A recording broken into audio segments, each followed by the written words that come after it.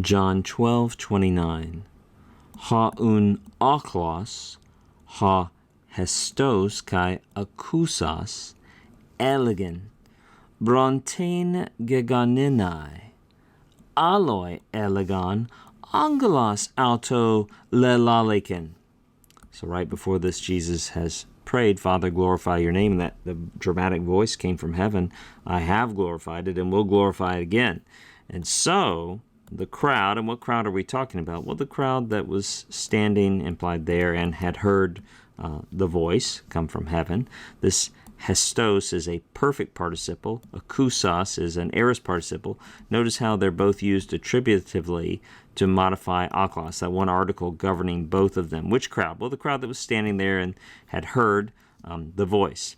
The verb histemi, the verb to stand, frequently occurs in the perfect. And if you think about standing as something that you start to do and then you're in a state of doing, you're standing somewhere. So the perfect tense, that state of aspect, fits well with just the procedural nature of that verbal activity.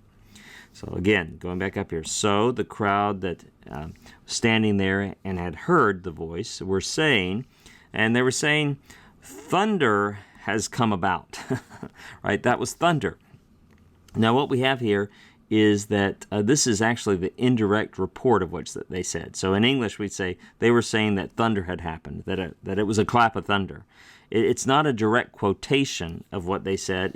We would prefer it if it were written that thunder had happened or thunder had come about with a hati. But another way of doing that is with an infinitive. This is the use of the infinitive to express indirect discourse, to indirectly report what someone or some people say.